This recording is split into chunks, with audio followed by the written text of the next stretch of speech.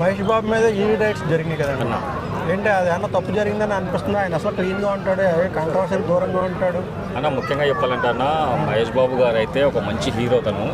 తను పబ్లిక్కి మంచి సందేశం ఇచ్చే సినిమాలు తీసిండు. తను సౌమ్యుడు. ముఖ్యంగా తను ఎలాంటి దాంట్లో దూరడు, తన పని తను చేసుకుంటాడు. ముఖ్యంగా ఏంటంటే తను క్యాన్సర్ బాధితులు కానీ ముఖ్యంగా సేవా రూపంలో చాలా ముందు స్థాయిలో ఉంటాడు.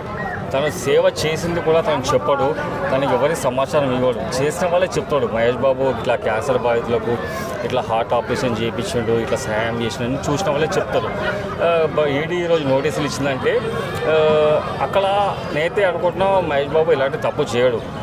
రాజకీయంలో సినిమాల్లో కొన్ని ఏమంటారు, కొంతమంది కొద్ది వాటికి లొంగరాలు, అలాంటి వాళ్ళ మీద ట్రోల్ చేయాలని చెప్పేసి గిట్టని వాళ్ళు చేసే పనులు కొన్ని ఉంటాయి. ఏదేమైనా సరే మహేష్ బాబు గారు ఈ కేసు నుండి విముక్తి అవుతాడు. ఒక 2 డేస్లో 1 డే ఒక 1 వీక్లో దీనికి పూర్తి పరిష్కారం లభిస్తుంది. ఏదేమైనా సరే మహేష్ బాబు గారు చట్ట ప్రకారం నడుచుకుంటాడు.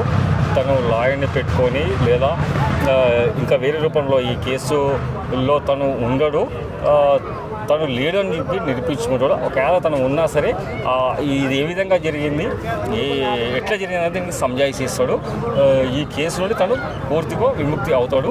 గతంలో చాలా సెలబ్రిటీలు ఇది డ్రగ్స్ కేసులో ఎదుర్కొన్నారు, వాళ్ళని విచారణ చేసిన సందర్భాలు ఉన్నాయి. ఎవరు కూడా జైలుకి పోలేరు.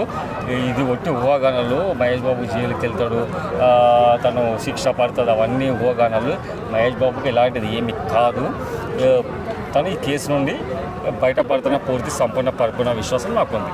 అంటే పొలిటికల్ లీడర్స్ మీద ఈడీ రైట్స్ జరిగితే కక్షతో చేసినవి అధికార పార్టీలు అంటారు కదా, ఇప్పుడు మరి సినిమా యాక్టర్ల మీద ఈడీ రైట్స్ జరిగితే ప్రచారం కోసం భయపెట్టి చేయించుకోవడానికి అన్న జరిగింది అనే రాజకీయ కోణం అన్న ఉందనుకుంటారా? అంటే చెప్పలేము, ఉండొచ్చు. But is the bit of phase అని ఏంటంటే వీళ్ళు కొన్ని వాటికి వీళ్ళు నో అని చెప్తారు. నో అని చెప్పినప్పుడు అదే ఇతను మనకు నో అని చెప్పిన కదా, ఇతని మీద ఈ విధంగా చేస్తే అయినా ఇతను మనకు అధ్యక్షుడం అన్నట్టు ఉంటుంది. ఏదేమైనా సరే మహేష్ బాబు మాత్రం తను చెయ్యడు ఇలాంటి పనులు. తను అసలు కన్నింగ్ అంటేనే తనకు నచ్చదు. తను మీడియా పరంగా కూడా చాలా సైలెన్స్గా ఉంటాడు. ఎప్పుడు కూడా మీడియా పరంగా కూడా తను మాట్లాడిన సందర్భాలు చాలా తక్కువ. ఆయన శ్రీమంతుడు, ఇంకా భరతయ్య నేను చాలా సందేశాత్మక సినిమాలు, ప్రజలకు ఉపయోగపడే సినిమాలు తీసిండు. తను ముఖ్యంగా ఏం చెప్పాలంటే తను భార్య, తన 2 పిల్లలు, తను వాళ్ళ డాడీ కూడా మంచి సేవా రూపంలో ఉండే కృష్ణ గారు కూడా తన సోషల్ సబ్జెక్ట్ సినిమాలు తీసిండు. తను సోషల్గా ఉన్నాడు, తను చాలా సేవ చేసిండు.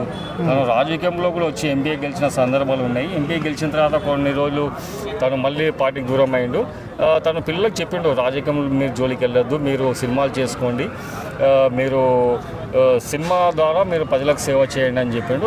అందుకే మహేష్ బాబు ఇలాంటి ఏ రాజకీయ పార్టీలో కూడా చేరలేదను, ఏ రాజకీయ పార్టీలో చేరడు కూడా నేను అనుకుంటున్నా. ఎందుకంటే రాజకీయంలో ఇంత స్వేచ్ఛా వాతావరణం ఉండదు, విమర్శలు చేయాలా, రకరకాలుగా ఉంటుంది. సినిమాలు చేసుకుంటే బాగుంటుంది మహేష్ బాబు గారు.